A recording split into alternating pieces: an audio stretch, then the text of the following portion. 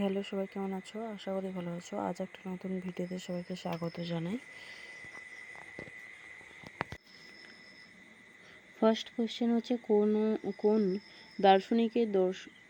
দার্শনিকের দর্শনে ঈশ্বর ডেমিয়ার্জ নামে পরিচিত? এটি পার্মেনিডিস, প্লেটো, অ্যারিস্টটল, দেকার্ত। এর সঠিক উত্তর হচ্ছে প্লেটো বিশ্বতত্ত্ব বা সৃষ্টিতত্ত্ব সেটা বিজ্ঞানসম্মত না হলেও কিন্তু হচ্ছে জগতের উৎপত্তি সম্পর্কে 4টি কারণ সম্পর্কে বলেছেন, এবং সেটি কোন গ্রন্থে বলেছেন না?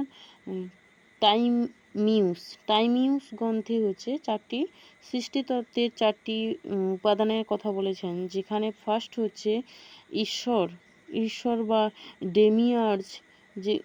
ডেমিয়ার্জের কথা বলেছেন। দ্বিতীয় হচ্ছে জগতের মূল রূপে আদর্শ। 3 হচ্ছে আধার বা গর্ভ। 4 হচ্ছে কল্যাণ বা মঙ্গলের ধারণার কথা বলেছেন। এই তত্ত্বকেই কে খণ্ডন করেছেন? এই প্লেটোর বিশ্বতাত্ত্বিক যে ব্যাখ্যাকে সেটা অ্যারিস্টটল প্রত্যাখ্যান করে 4টি কারণের কথা বলেছেন। কারণে যে 4টি কারণ বলেছেন, নিমিত্ত কারণ, আকারগত কারণ, উপাদান কারণ এবং পরিণতি কারণের কথা বলেছেন। অ্যারিস্টটল বলেছেন যে অ্যারিস্টটলের যে ঈশ্বর তত্ত্ব সেটা কার চরম পরিণতি? না, অধিবিদ্যার চরম পরিণতি হচ্ছে ঈশ্বর তত্ত্ব। তিনি বলেছেন যে জগতের আদি কারণ হচ্ছে ঈশ্বর। এটা সঠিক উত্তর হচ্ছে প্লেটো। বুদ্ধিবাদী দর্শনের কোনটি পরম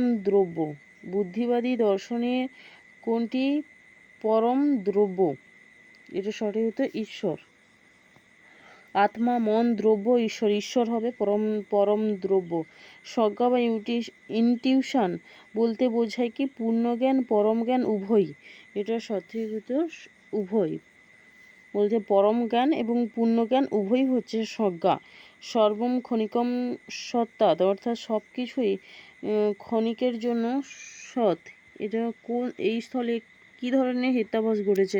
বলছে এখানে অনুপসংহারী হিতাভাস ঘটবে, কারণ সর্ব কথাটি থাকার জন্য এখানে হচ্ছে অনুপসংহারী হিতাভাস ঘটেছে, এবং সকল সমস্ত যখন সব দিয়ে শুরু হবে তখন হচ্ছে অনুপসংহারী অনৈকান্তিক হিতাভাস ঘটে। যোগমতে সম্প্রজ্ঞাত সমাধি কত প্রকারের হয়? যোগমতে সম্প্রজ্ঞাত সমাধি হচ্ছে 4 প্রকারের সমাধি। 4 প্রকারের কি কি? না, সবিতর্ক, সবিচার, সানন্দ, সাস্মিত। এগুলো হচ্ছে 4টি সমাধির কথা বলেছেন। ক্ষিপ্ত চিত্তভূমিতে প্রবল থাকে কি? চিত্তভূমি কি কি? ক্ষিপ্ত, মূঢ়, বিক্ষিপ্ত, একাগ্র, নিরুদ্ধ। টোটাল হচ্ছে 5টা। তার মধ্যে ক্ষিপ্ততে কি গুণটা হচ্ছে প্রবল থাকে সেটা বলতে হবে। ক্ষিপ্ত চিত্তভূমিতে রজ এবং তমগুণের প্রাধান্যটা সবথেকে বেশি থাকে। তাহলে এখানে রজ এবং তমগুণের প্রাধান্যটা সবথেকে বেশি থাকে। মূঢ়তে কি থাকে? না, তমগুণের প্রাধান্য বেশি থাকে। বিক্ষিপ্ততে হচ্ছে কি? না, রজগুণের প্রাধান্য বেশি থাকে, সেখানে তমগুণটা হ্রাস পেয়ে যায়, মানে তমগুণটা কমে যায়। একাগ্রভূমি যেটা বা একাগ্রচিত্ত, সেখানে কি হয়? রজ এবং তমগুণের যে প্রভাবটা সেটা একদম শেষ হয়ে যায়, গুণটা প্রকাশিত হয়। এবং নিরুদ্ধ যে চিত্তভূমি, সেখানে কোনো অবস্থা বা 3টি যে গুণের অবস্থা, সেই 3টি গুণের অবস্থার কোনোটিই থাকে না। যোগমতে চিত্ত যে 3টি একত্রিত সমন্বয়, সেটা হচ্ছে প্রকৃতি, অহংকার, মন। প্রকৃতি, অহংকার, মহৎ, অহংকার, মন। এর সঠিক কোনটা হবে? এটা সঠিক হচ্ছে মহৎ, অহংকার এবং মন মিলিত হয়ে চিত্ত তৈরি হয়। চিত্ত হচ্ছে 3টি জিনিস নিয়ে তৈরি হয়, সেটাকে না মহৎ বা বুদ্ধি, অহংকার এবং মন। মহৎ বা বুদ্ধি, অহংকার এবং মন নিয়ে 3টিকে একসঙ্গে যুক্ত করে হচ্ছে চিত্ত তৈরি হয়। এবং চিত্ত কথার অর্থ হচ্ছে না দুঃখের নিবৃত্তি। চিত্ত কথার অর্থ হচ্ছে যেটা দুঃখ যে আমাদের হয় সেটার নিবৃত্তি। এই চিত্তবৃত্তির নিরোধকে বলা হয় যোগ। বৈশেষিক মতে মুক্তি সম্ভব হয় কিসের দ্বারা? না পদার্থ তত্ত্বের জ্ঞান হলে তবেই হচ্ছে আমাদের মুক্তি লাভ সম্ভব হয়। এবং এই যে মুক্তি লাভ সম্ভব হওয়ার জন্য যে পদার্থের কথা বলা হয়েছে, সেই পদার্থ হচ্ছে কয়টি? বৈশেষিক মতে 7টি। কী কী? না দ্রব্য, গুণ, কর্ম, সামান্য, বিশেষ, সমবায় এবং অভাব। যে 9 নম্বর কোশ্চেন হচ্ছে, যে অভাবের আদি নেই কিন্তু অন্ত আছে। বলছে যে অভাবের আদি নেই কিন্তু অন্ত আছে, সেটা কি ধরনের অভাব? ধ্বংসভাব, প্রাগভাব, অত্যন্তাভাব। অত্যন্তাভাব তো হবে না, কারণ অত্যন্তাভাবের আদিও নেই, অন্তও নেই।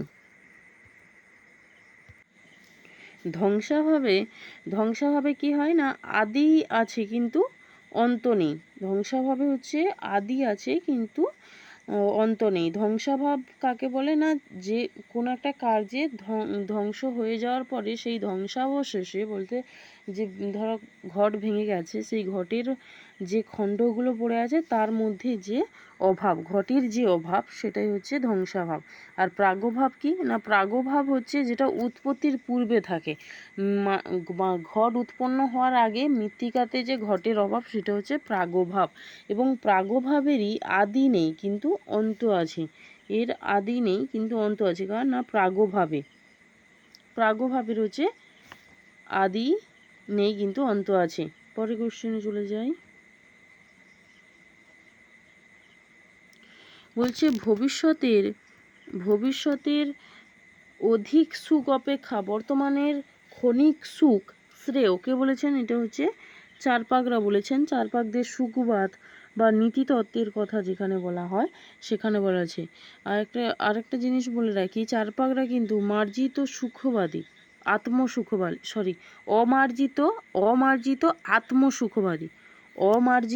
আত্মসুখবাদী, কারণ কেবলমাত্র তারা নিজেদেরই সুখের কথা বেশি চিন্তা করে। শঙ্করের মতে মায়া যার শক্তি, তা হলো কি না নির্গুণ সগুণ জীব প্রকৃতি। শঙ্করের মতে মায়া হলো কি না অনির্বচনীয়, ব্রহ্মের অনির্বচনীয় শক্তিকেই বলা হচ্ছে মায়া।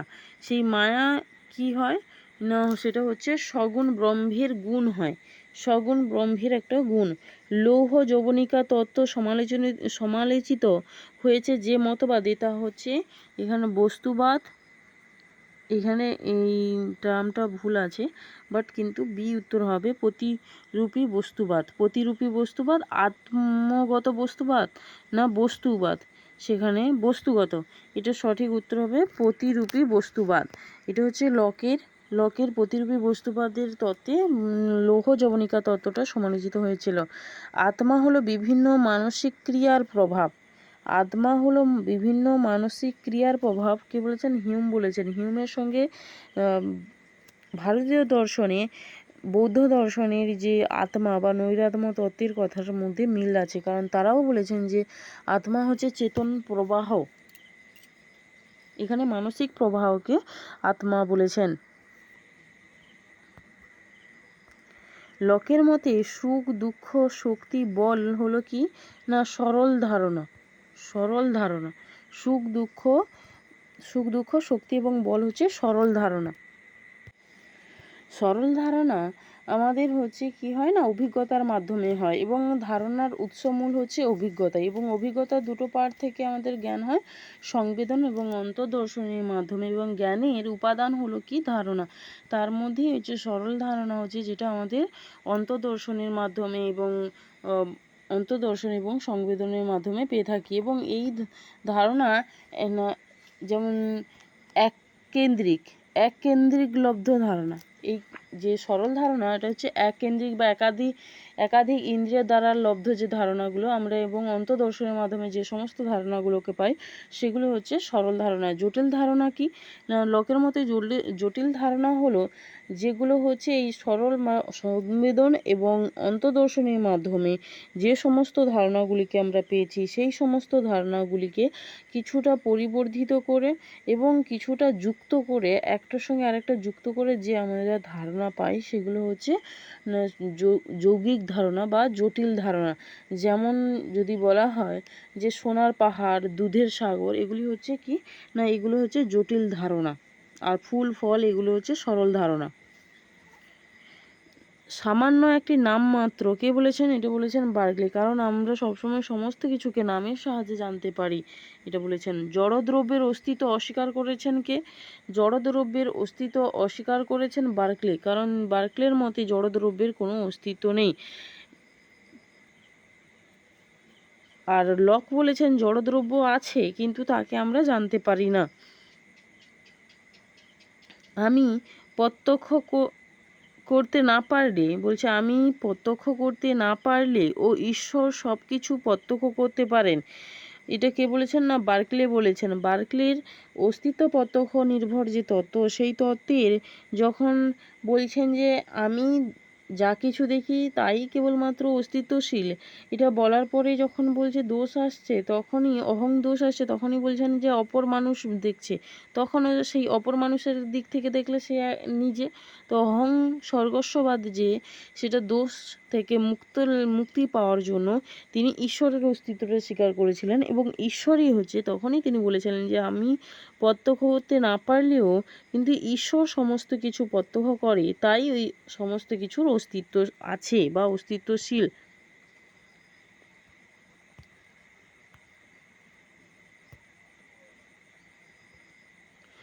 আমি চিন্তা করি সুতরাং আমি আছি, বলেছেন কে? না ডেকার্ত বলেছেন। এটা কি ধরনের অস্তিত্বমূলক? না এটা হচ্ছে চেতনার অস্তিত্বমূলক তত্ত্ব।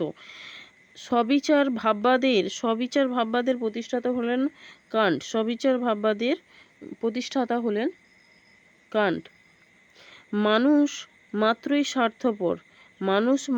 স্বার্থপর। এটি কি ধরনের বচন? এটি হচ্ছে তোমার সংশ্লেষক। কারণ স্বার্থপরকে বিশ্লেষণ করলে মানুষের যে ধারণা সেটা সম্পূর্ণ নতুন, মানুষ সম্পর্কে স্বার্থপরটা হচ্ছে নতুন ধারণা, নতুন তথ্য প্রদান করে। সংশ্লেষক বচনের ক্ষেত্রে কি হয় না উদ্দেশ্যর ভেতরে বিধেয়টা একবার নিহিত থাকে না, কিন্তু বিশ্লেষকটা নিহিত থাকে। 21 দাগে কোয়েশ্চেন হচ্ছে পরার্থানুমানের যে দুটি অবয়ব মূলত পুনরুক্তিমূলক, সেটা কি কি? না প্রতিজ্ঞা এবং নিগমন। প্রতিজ্ঞা এবং নিগমন হচ্ছে পুনরুক্তিমূলক হচ্ছে যুক্তি বা অবয়ব। প্রতিজ্ঞা এবং নিগমন। আচ্ছা, তার আগে বলে দিই যে পরার্থানুমানে কত যে 5টা অবয়বের কথা বলা হয়েছে, সেই 5টা অবয়ব হলো প্রতিজ্ঞা, হেতু, উদাহরণ, উপনয়ন, নিগমন। তার মধ্যে প্রতিজ্ঞা এবং নিগমন হচ্ছে কি পুনরায় উক্তি ঘটে। এটার কোনটি পর্যাপ্ত শর্তের, মর্তের এখানে হয়ে গেছে, এখানে শর্তের হবে, পর্যাপ্ত শর্তের দৃষ্টান্ত। বলছে কোনটি পর্যাপ্ত শর্তের দৃষ্টান্ত? পর্যাপ্ত শর্ত কাকে বলে? না বলছে যদি কোনো দুটি ঘটনা সম্বন্ধে এমন হয় যে একটা ঘটলে অপরটি ঘটবে, তাহলে প্রথম ঘটনাটিকে দ্বিতীয় ঘটনার পর্যাপ্ত শর্ত বলা হবে। বলছে যদি একটি ঘটলে অপরটি ঘটে, এমন একটি সম্বন্ধ বা ঘটনা যেখানে একটি ঘটলে অপরটি ঘটবে এবং প্রথমটি হবে, দ্বিতীয়টির হচ্ছে পর্যাপ্ত শর্ত। তো এখানে উদাহরণ হিসাবে বলা যায় যে বিদ্যুৎ আলো জ্বলার কারণ এটি হচ্ছে পর্যাপ্ত শর্ত। এবং এটাও ছাড়াও হচ্ছে সূর্য ওঠা হলো আলো হওয়ার পর্যাপ্ত শর্ত, বা ভাত খাওয়া ক্ষুধা নিবৃত্তির পর্যাপ্ত শর্ত। মেঘ হলো বৃষ্টির কারণ। এটি কি? এখানে কারণ কথাটির ব্যবহৃত হয়েছে কোন অর্থে? বলছে মেঘ হলো বৃষ্টির কারণ। এটি কি ধরনেরই? না আবশ্যিক শর্ত, কারণ বৃষ্টি হওয়ার জন্য মেঘের অবশ্যই প্রয়োজন। বলছে আবশ্যিক শর্ত কাকে বলে? না যদি কোনো শর্ত অনুপস্থিত থাকলে কোনো ঘটনার ঘটা সম্ভব না হয়। বলছে যে ঘটনাটা যদি প্রথমটা যদি না থাকে, তাহলে দ্বিতীয়টা কোনো মতেই ঘটতে পারে না। তো সেই ক্ষেত্রে একটি অপরটিকে তার আবশ্যিক শর্ত বা কারণ বলা হয়। যেমন মেঘ হলো বৃষ্টির কারণ, বা অগ্নি সংযোগ হলো ধূম সৃষ্টির কারণ, আবশ্যিক শর্ত বলা হয়।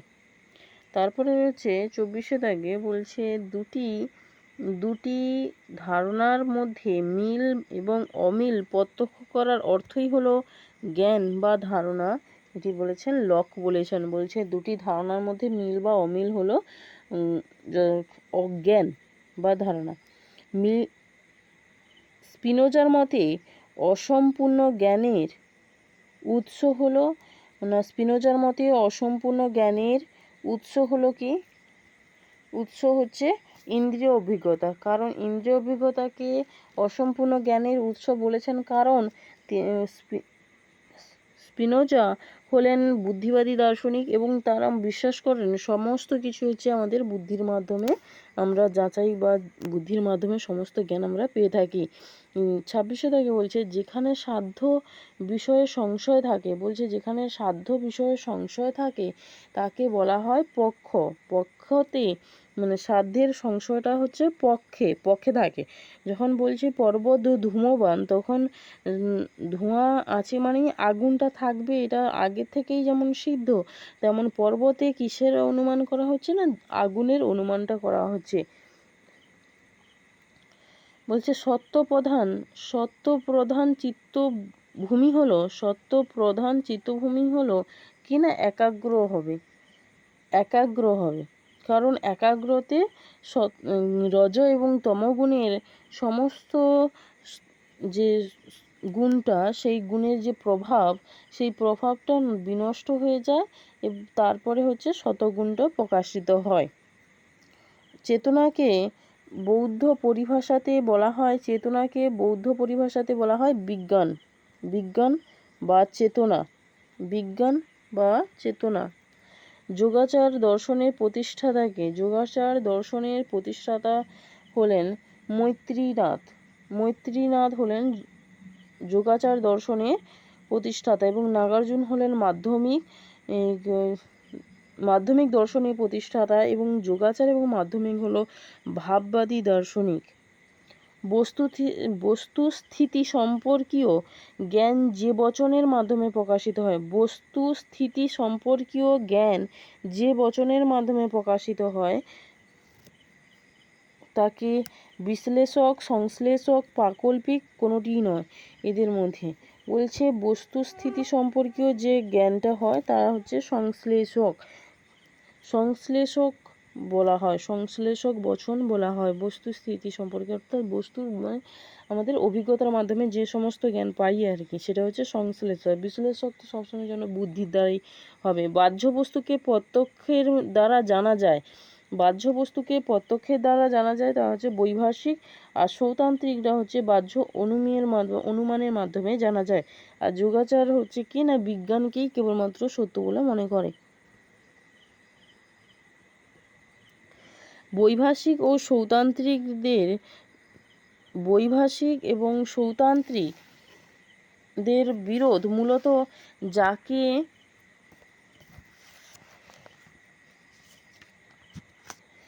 যাকে কেন্দ্র করে, তা হলো কি না বস্তু অস্তিত্ব, না বস্তুকে জানার উপায়, না বস্তুর নাস্তিত্ব, কোনোটিই নয়।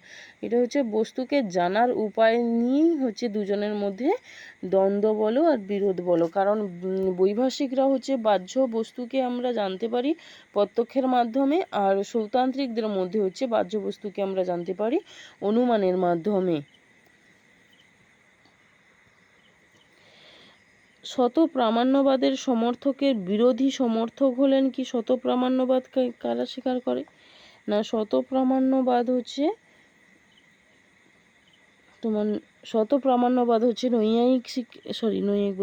মীমাংসা স্বীকার করে, এবং সেই মীমাংসার বিরোধী হচ্ছে ন্যায় দর্শন। মীমাংসা যে দর্শন, সেই দর্শনের দার্শনিকদের বিরোধী হচ্ছে ন্যায় দর্শন। শঙ্করাচার্যের মতে ব্রহ্মের স্বরূপ লক্ষণ হলো কি? সচ্চিদানন্দ, সচ্চিদ আনন্দ স্বরূপ, যেখানে হচ্ছে সমস্ত কিছু চেতন সম্পন্ন এবং আনন্দ বিরাজ করবে। রামানুজের মতে ব্রহ্মের চিদ অংশ থেকে সৃষ্টি হয়েছে কার না? চিদ অংশ থেকে জীবের সৃষ্টি হয়েছে, জীব। কারণ চিদ কথার অর্থ হচ্ছে চেতনা, যেখান থেকে হচ্ছে জগৎ এবং ব্রহ্ম আর হচ্ছে জীব হচ্ছে চেতন দ্রব্য। জৈন মতে আকাশ কয় প্রকার? জৈন মতে আকাশ দুই প্রকার, লোকাকাশ অলোকাকাশ। লোকাকাশ অলোকাকাশ। প্লেটোর মতে জ্ঞান হবে কি অভ্রান্ত ও সত্য না সৎ বিষয়ক এবং যথার্থ? অভ্রান্ত এবং সৎ বিষয়ক, অভ্রান্ত এবং যথার্থ, এটা সঠিক হতো অভ্রান্ত এবং সৎ বিষয়ক প্লেটোর মতে জ্ঞান হবে। অ্যারিস্টটলের মতে সত্তার অব্যক্ত অবস্থা কি? অ্যারিস্টটলের মতে সত্তার অব্যক্ত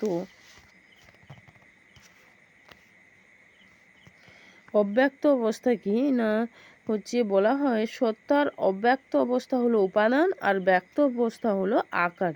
তাহলে অব্যক্ত হচ্ছে উপাদান আর ব্যক্ত হচ্ছে আকার। যে ভারতীয় সম্প্রদায় কেবল নির্বিকল্প প্রত্যক্ষ স্বীকার করেন তারা হচ্ছে বৌদ্ধ দার্শনিক। বৌদ্ধরা হচ্ছে কেবলমাত্র নির্বিকল্প প্রত্যক্ষকে স্বীকার করে আর বাকিদেরকে স্বীকার করে না।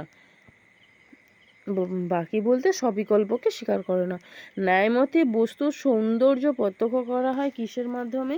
না বস্তুর সৌন্দর্য জানা যায় সংযুক্ত সমবায় সন্নিকর্ষের দ্বারা জানতে পারি। পাশ্চাত্য পরমাণুবাদের জনককে ডেমোক্রিটাস হলো পাশ্চাত্য দর্শনের হচ্ছে পরমাণুবাদের জনক। আর সংখ্যার হচ্ছে পিথাগোরাস আর হেরোডেটাস হচ্ছে ইতিহাসের। ন্যায়মতে সুখ প্রত্যক্ষের ক্ষেত্রে কি না সুখ প্রত্যক্ষ হয় সেটা হচ্ছে সংযুক্ত সমবায় সন্নিকর্ষের দ্বারা আমাদের সুখ প্রত্যক্ষ বা সন্নিকর্ষ। সত্যতা, বিশ্বাস এবং বিশ্বাসযোগ্যতা হলো বচনের জ্ঞানের আবশ্যিক শর্ত। বচনের আবশ্যিক শর্ত হচ্ছে সত্যতা, বিশ্বাস এবং বিশ্বাসযোগ্যতা। এটা হচ্ছে হর্সপার্সের বই থেকে নেওয়া, হর্সপার্সের বই থেকে, বইটার নাম ভুলে গেছি এখন। বলছে হাঁস উড়তে পারে, এটা কি ধরনের বচন হবে না হাঁস উড়তে পারে হচ্ছে সংশ্লেষক বচন। হাঁস উড়তে পারে সংশ্লেষক বচন। বুদ্ধিবাদীদের মতে জ্ঞান লাভের পদ্ধতি কি? বুদ্ধিবাদীদের মতে জ্ঞান লাভের পদ্ধতি হলো কি না অবরোহ পদ্ধতির মাধ্যমে সমস্ত জ্ঞান পাওয়া যায়। গত্য প্রত্যক্ষের ক্ষেত্রে কি ধরনের সন্নিকর্ষ হয়? গত্য প্রত্যক্ষের ক্ষেত্রে সংযুক্ত সমবায় সন্নিকর্ষ। যে অনুমানে কারণ থেকে কার্যকে অনুমান করা হয় তাকে পূর্ববৎ অনুমান বলা হয়।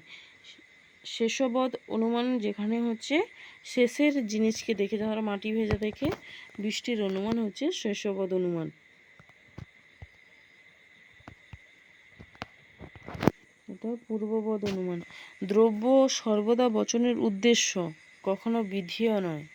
দ্রব্য সর্বদা বচনের উদ্দেশ্য, কখনো বিধেয় নয়। এটা বলেছেন অ্যারিস্টটল বলেছেন।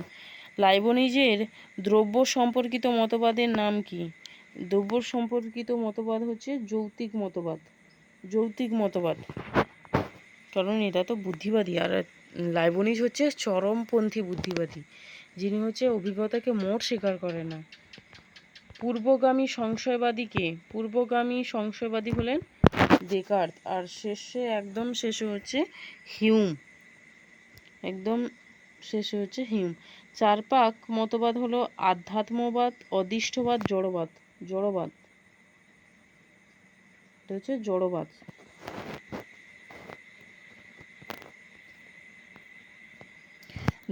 ধারণা মুদ্রণের অস্পষ্ট প্রতিরূপ, এটা হচ্ছে হিউম বলেছেন। কেবলমাত্র হিউমই হচ্ছে মুদ্রণ এবং ধারণার মধ্যে পার্থক্য করেছেন, এবং মুদ্রণ এবং ধারণার মাধ্যমে আমাদের সমস্ত জ্ঞান আমরা পেয়ে থাকি। এবং মুদ্রণটা হচ্ছে যেটাকে সহজভাবে বললে আমরা ডাইরেক্ট যেটা আমাদের সংবেদনের মাধ্যমে আমরা পাই, আর ধারণা হচ্ছে যেটা আমরা স্মৃতিতে আমাদের থাকে। নির্বিচার নিদ্রা থেকে কান্টকে কে জাগিয়ে তুলেছিলেন? হিউম। হিউমের মতবাদ কাকে তার নির্বিচার নিদ্রা থেকে জাগ্রত করেছিল? তা হচ্ছে কান্টকে।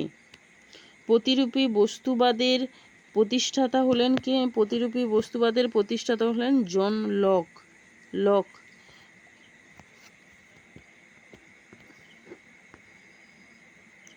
কোনো ধারণাই সহজাত নয়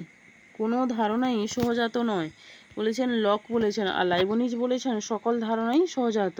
এবং ডেকার্ত বলেছেন যে কিছু কিছু ধারণা আছে যেগুলো আমাদের সহজাত। মানব জীবনের সর্বশ্রেষ্ঠ পরিচালক বলতে হিউম বুঝিয়েছেন প্রথা বা অভ্যাসকে, মুক্ত কল্পনাকে, বিজ্ঞান চর্চাকে, ধর্মকে। মানব জীবনের মুক্ত কল্পনাকে। আর প্রথার মাধ্যমে তো তোমার কার্যকারণ তত্ত্বকে ব্যাখ্যা করেন। হিউমের মতে কল্পনা ও বিশ্বাসের মধ্যে পার্থক্য মাত্রাগত, বস্তুগত না বৈজ্ঞানিক গুণগত? এটা উত্তর হচ্ছে না মাত্রাগতভাবে এদের মধ্যে পার্থক্য হয়। কল্পনা এবং বিশ্বাসের মধ্যে যে পার্থক্য সেটা হচ্ছে মাত্রাগত পার্থক্য। হিউম কল্পনা সম্পর্কে বলতে গিয়ে বলেছেন, কল্পনা হলো এমন এক মানসিক বৃত্তি যা স্বাধীনভাবে বিভিন্ন ধারণা সহযোগে নানান রকম মানসিক চিত্র রচনা করতে পারে। সেটা হচ্ছে কল্পনা হচ্ছে কি না এমন একটা মানসিক বৃত্তি বা বৃত্তি যেখানে সে স্বাধীনভাবে কোনো কিছু মনে চিত্র রচনা করতে পারে এবং যা হচ্ছে না কি হবে না মুক্ত এবং স্বাধীন হবে। যে কল্পনা হচ্ছে মুক্ত এবং স্বাধীন।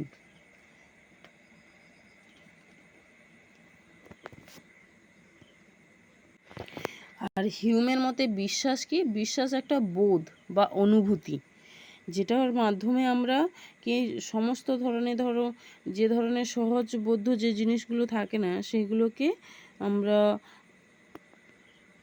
জানতে পারি। যেমন বিশ্বাস হলো কোনো বস্তু সম্পর্কে স্পষ্ট, প্রাঞ্জল এবং প্রবল, দৃঢ় এবং স্থির ধারণা বা অনুভূতি, নিছক কল্পনার বস্তু যা কখনো অর্জন করতে পারে না। হিউমের মতে বিশ্বাস হলো এমন বস্তু সম্পর্কে কিছু জ্ঞান যেগুলোকে আমরা অর্জন করতে পারি না।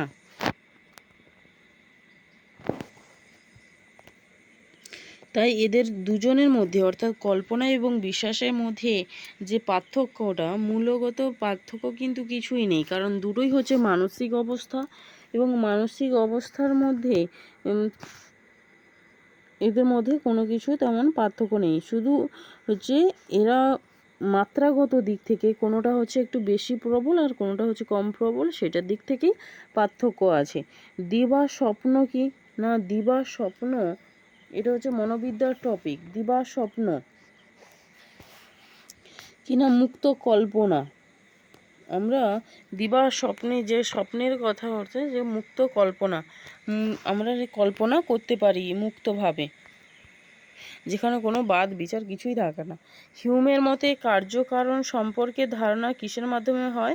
আমাদের অভিজ্ঞতার মাধ্যমে হয়। কারণ হচ্ছে হিউম হচ্ছে একদম চরমপন্থী অভিজ্ঞতাবাদী দার্শনিক, যিনি হচ্ছে বিশ্বাস করেন অভিজ্ঞতার মাধ্যমে আমাদের জগতের সমস্ত কিছুকে জানতে পারি এবং অভিজ্ঞতার মাধ্যমেই তিনি কার্যকারণ তত্ত্বকেও ব্যাখ্যা করেছেন। হিউমের কার্যকারণ তত্ত্বের নাম হচ্ছে সতত সংযোগ তত্ত্ব এবং সেখানেই বলছেন যে অভ্যাসবশত আমরা একটা অপরটাকে প্রথমটাকে কারণ বলি আর পরেরটাকে কার্য বলে মনে করি। থ্যাংক ইউ, আজকে এই পর্যন্ত।